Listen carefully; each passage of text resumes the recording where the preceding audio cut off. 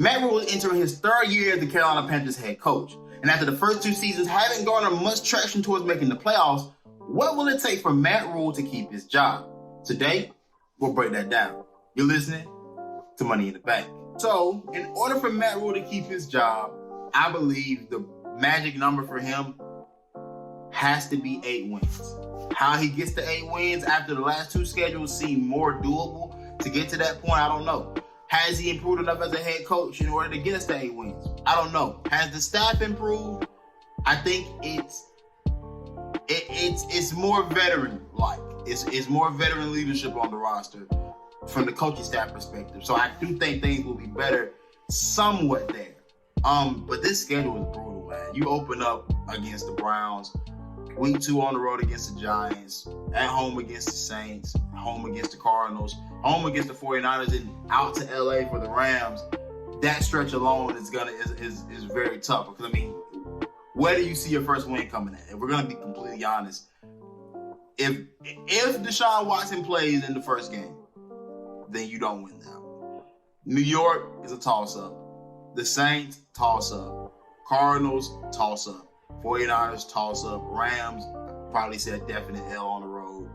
Back at home against the Bucks is Tom Brady, so, you kind of got to figure that. Now, the Falcons, with Desmond Ridder being their, either Desmond Ridder or Marcus Mariota being their quarterback, that's probably one of your better chances. But, how much... I'm just gonna be honest. I don't see much changing for this guy, for us, you guys. I don't know. I just don't see 8 wins out of this schedule. Barring some type of injuries. And here's the thing: there are gonna be games that are gonna play out that will go in our favor that we may not expect. We are well aware there are games that we think we should win that will go against us as well. We kind of just got to live and die with the results, man. I'll be honest. I mean, getting Matt Corral, the thing about getting Matt Corral was this. Am I excited about having a rookie quarterback there that I think has enough ability to make things happen? I am. I'm very excited about that. Now, what I will say is that because he's much like the rest of his peers that came out in this year's draft, and he's a guy that's going to need a year, it doesn't make me excited for the prospects of this season. And we have talent. The thing about it is, if you look at any roster that had a DJ Moore, a Robbie Anderson, a Christian McCaffrey, a Brian Burns, and the draft class that we just acquired, you would be excited about possibly being a wild card team. But here, realistically, we've all said that 5 wins is probably about the marker we're going to get to, and we're not even sure. We're thinking 2 of those may come from the division. The rest, I can see the Steelers possibly being one. The Broncos possibly being another.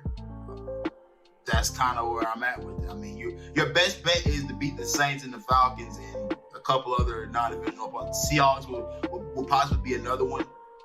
There are a bunch of games here that he's got here are the games to me that he has to mystically come up with a game plan and everything that's going to work to beat a good team.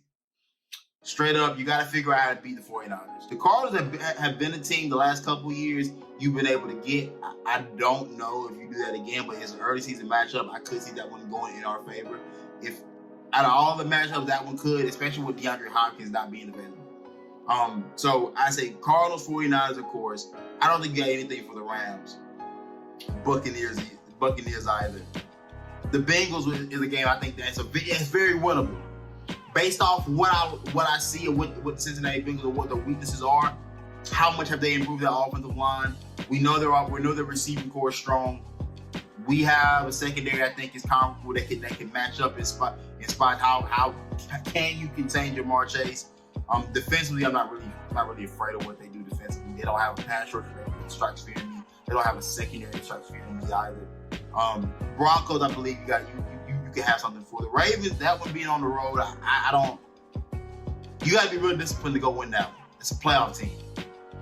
That's a perennial playoff team. That's a team that I don't think you got what it takes. Because I don't think you have the coach to get the job done with that one. Steelers, of course, because they're going to be young at quarterback or just really not good at quarterback, whether it's Mitch Trubisky or Kenny Pickett. The Broncos, possibly,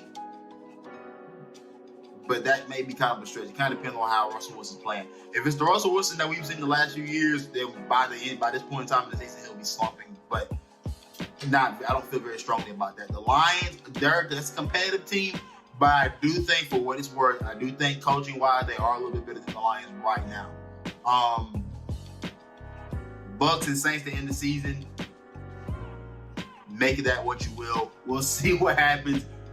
Like if neither of us are in playoff contention and we're looking for possibly get a top 5 pick, then who knows how that one goes. So those are the games that, just for me, I'm picking out and saying that's where you're gonna have your best coaching days, because that's gonna be how you swing the schedule in your favor.